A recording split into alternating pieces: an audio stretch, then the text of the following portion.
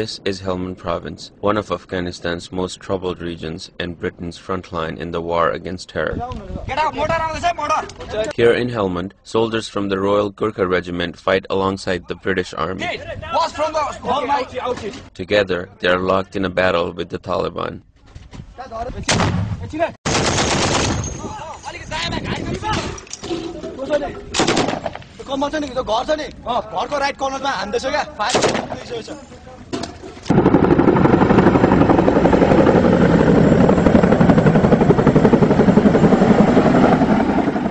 Thousands of miles from their homes in Nepal, the Gorkhas are fighting in a country where they share more in common with the Afghans than any other group in the coalition forces.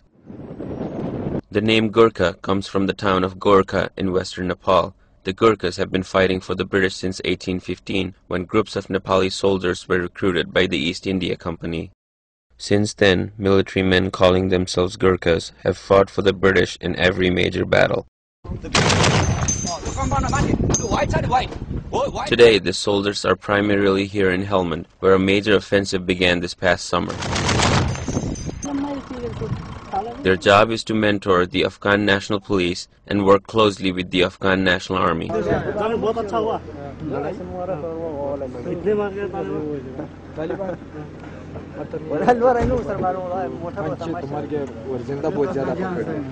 In Afghanistan, many Gorkhas bond well with the ANP because the Gorkhas understand and speak Urdu. During patrols throughout the city, the Gorkhas and Afghans often share Bollywood songs and jokes. They're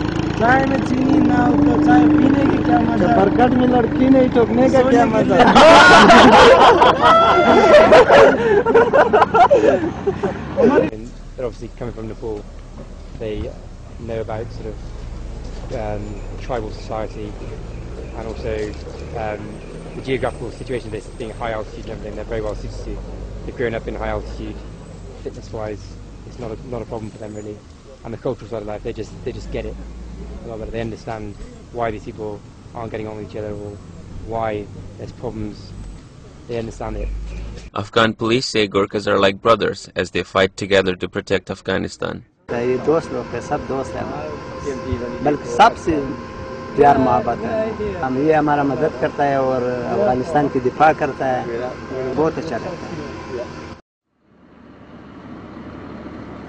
Every morning, the Gorkhas patrol the Lashkargah Bazaar and stop at police checkpoints throughout the area to collect reports. In the course of their work here, some Gorkhas have built strong relationships with local civilians. Sergeant Ramkumar Rai attributes much of that to culture affinity. We work as a team and we like to share the things like food or whatever you have. We like to share, and that's what exactly Afghan do. Yeah, that's the first thing. And I think we care about other guys or the team, and exactly they do. And they are really working for their group or their brother or their families. British officers say that the unique bond between Gorkhas and Afghans has helped the British, at times, to receive valuable intelligence about their enemies. He'll go up to the boys and he'll say to the boys, "Oh, this has happened in this checkpoint," and you'll ask the checkpoint commander and he'll say, "No, don't know about that. Nothing's happened."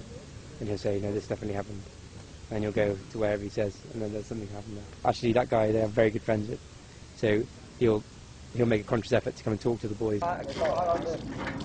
But the strongest relationship the Gorkhas have is with their British counterparts. Living and working with the British, the Gorkhas have blended quite well into Western culture.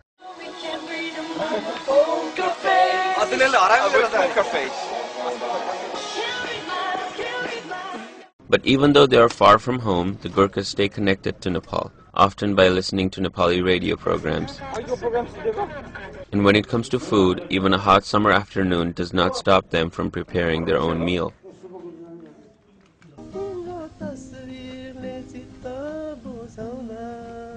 At the end of the day, the boys gather inside their tents with a guitar and sing Nepali songs.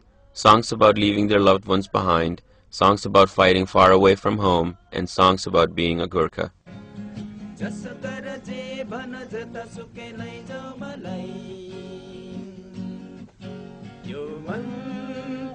मेरो गोर्खाली हुँ जस गर जे भन जता सुकै लैजाऊ मलाई